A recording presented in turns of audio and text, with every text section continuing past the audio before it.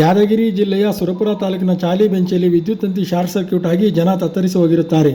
ಬಿರುಗಾಳಿ ಸಹಿತ ಬಿದ್ದ ಮಳೆಗೆ ಸಂಭವಿಸಿದ ಅವಘಡವಾಗಿರುತ್ತದೆ. ಗ್ರಾಮದ ಸುಮಾರು ಮನೆಗಳಲ್ಲಿ ಟಿವಿ, ಫ್ರಿಡ್ಜ್ ಸೇರಿದಂತೆ ಎಲೆಕ್ಟ್ರಾನಿಕ್ ವಸ್ತುಗಳು ಸುಟ್ಟು ಹೋಗಿರುತ್ತವೆ. ಸ್ಥಳೀಯ ಜೆಸ್ಕಾಂ ಅಧಿಕಾರಿಗಳು ಇನ್ನಾದರೂ ಎಚ್ಚೆತ್ತುಕೊಂಡು ಆಗಿರುವ ಅನಾಹುತವನ್ನು ಬಗೆಹರಿಸಬೇಕಾಗಿದೆ.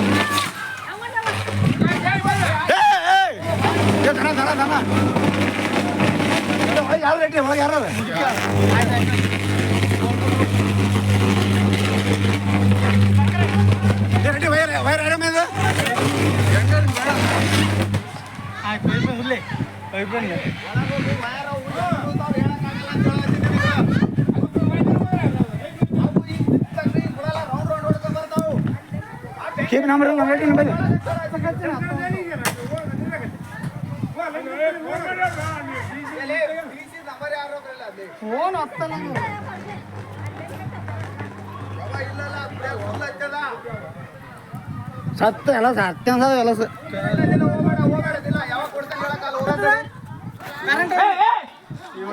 ವೈರ್ ಕಟ್ಟ ಹುಡುಗಡ್ಕದ